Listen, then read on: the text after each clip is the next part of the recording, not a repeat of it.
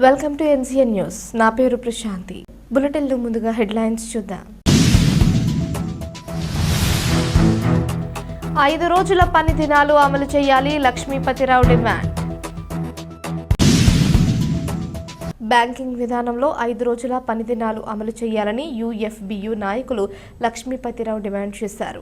ఒకరోజు దేశవ్యాప్త సమ్మెలో భాగంగా రాజమహేంద్రవరంలోని స్థానిక కంబాల చెరువు state bank of India branch వద్ద యూఎఫ్బియు ఆధ్వర్యంలో ధర్నా నిర్వహించారు. ఈ ధర్నాలో ప్రభుత్వ, ప్రైవేటు రంగ బ్యాంకు ఉద్యోగులు అధిక సంఖ్యలో పాల్గొని తమ డిమాండ్ల సాధనకు నినాదాలు చేశారు.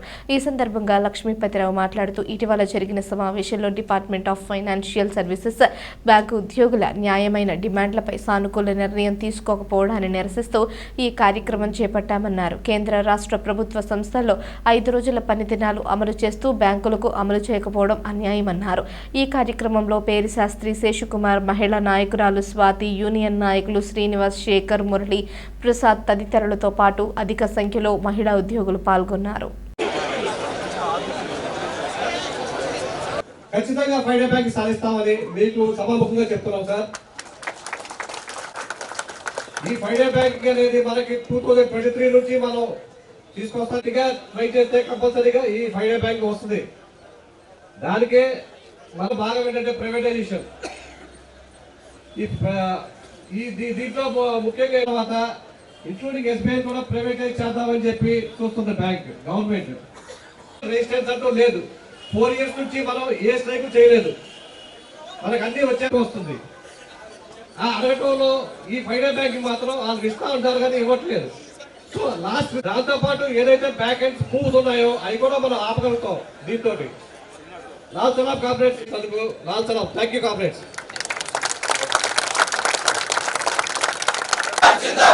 Employees officers unity zindabad zindabad zindabad. Employees officers unity zindabad zindabad zindabad. Introduce five day banking we demand introduce five day banking we demand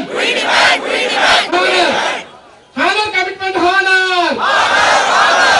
commitment intent is down government clearance we demand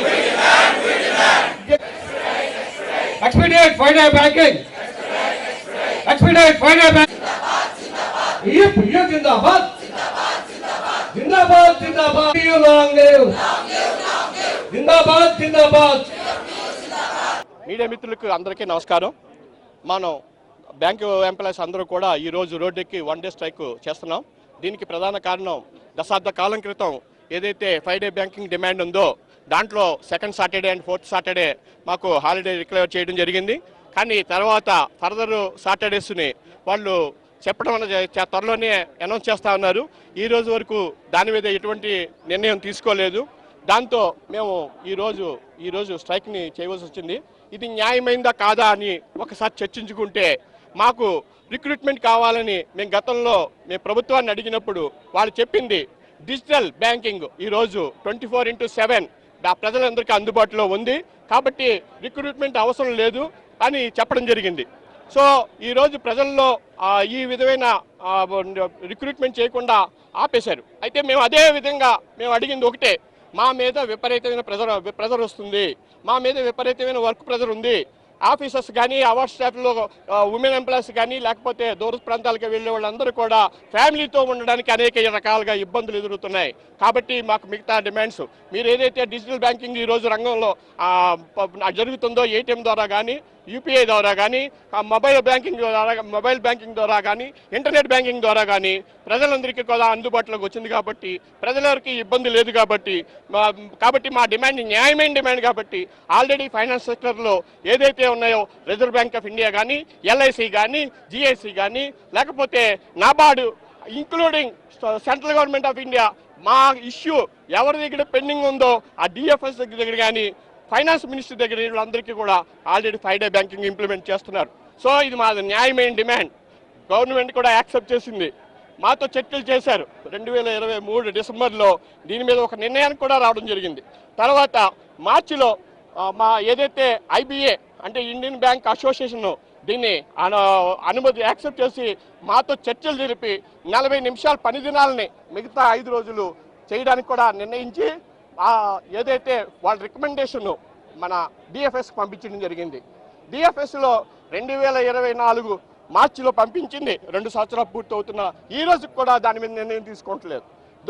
దీన్ని కోల్డ్ స్టోరేజ్లో పెట్టి ఉంచడంతో మేము తప్పని పరిస్థితుల్లో మా న్యాయమైన డిమాండ్ మా ఏదైతే సమతుల్యత ఉండాలో, జీవన సమతుల్యత ఉండాలో అది సాధించడం కోసం మేము ఈరోజు రోడ్డుకి రావడం జరిగింది.